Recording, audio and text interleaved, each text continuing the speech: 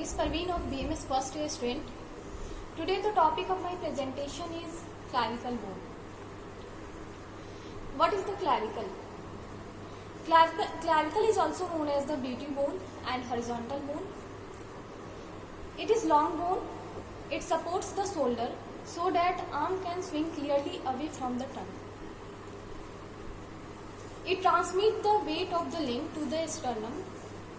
It has cylindrical part. This is known as the shaft, and it has two ends, lateral end and second one is medial end. Now we will discuss about the side determination of the clavicle bone. Lateral end is flat and medial end is large and quadrilateral.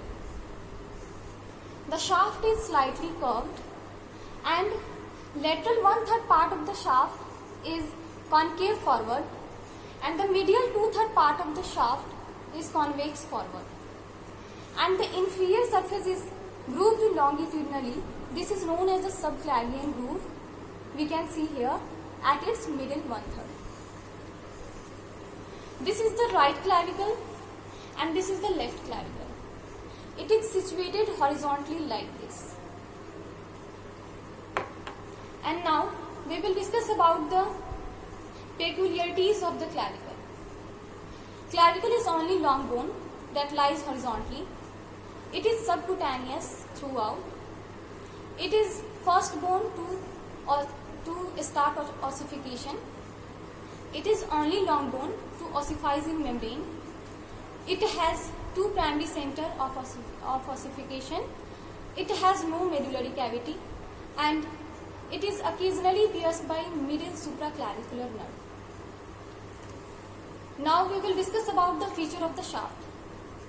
Shaft is slightly curved and it has two parts, and lateral 1/3 part and the medial 2/3 part. Lateral 1/3 part of the shaft is flattened from above downward and it has two borders, anterior borders and posterior borders. Anterior borders is flattened from above downward and it is concave forward, and posterior border is convex backward. It has two surfaces, superior surface and inferior surface. Superior surface is subcutaneous and inferior surface has conoid. This has an elevation.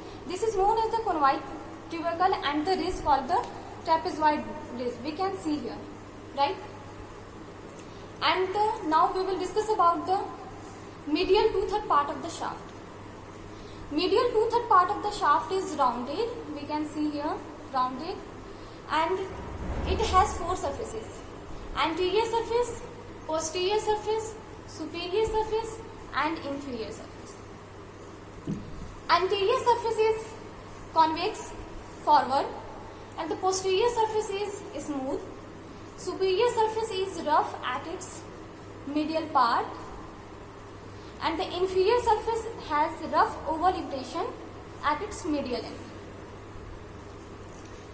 And the lateral half of this surface has groove. This is known as the subclavian groove, and nutrient foramen lies at the lateral end of the groove. Right? Now we will discuss about the feature of the lateral end and the medial end. Lateral end is flat from above downward. It is also known as the acromial end. It bears a facet that articulates with the acromion process of the scapula to form the acromioclavicular joint. Now medial end. Medial end is large and quadrangular. It is also known as the sternal end. It articulates with the clavicular head of the manubrium sterni to form the sternoclavicular joint.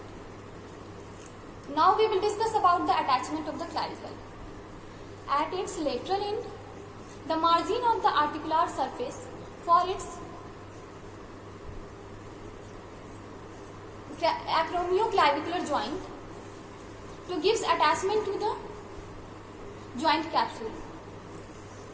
At its medial end, the margin of the articular surface of sternum to gifts attached to.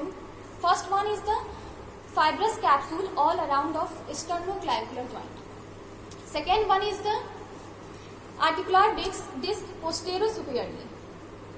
And third one is the interclavicular ligament superiorly. And now we will discuss about the attachment of the lateral 1/3 part of the shaft.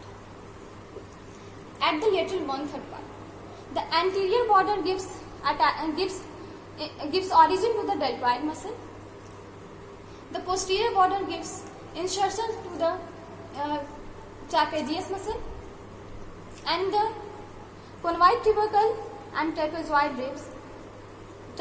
disc gives attachment to the convoid and the trapezoid part of the coracoclavicular ligament. Now we will discuss about the medial 2/3 part of the shaft. Anterior surface gives origin to the pectoralis major muscle. The posterior surface gives origin to the sternohyoid muscle. The superior surface gives origin to the clavicular head of the sternocleidomastoid muscle. And now inferior surface gives attachment to the sternoclavicular ligament. And now subclavian groove gives insertion to the subclavian muscle. Now my last topic is the clinical anatomy of the clavicle. Clavicle is commonly fractured by falling on outstretched hand. This is known as the indirect violence. The most common site of the fracture is the junction between the two curvature of the bone, which is the weakest point. And last one is it may be congenitally absent or imperfectly developed in this disease known as the cleidocranial dysostosis. In this condition, the shoulder droops and can be approximated anteriorly in front of the chest. Thank you for listening to me. Thanks.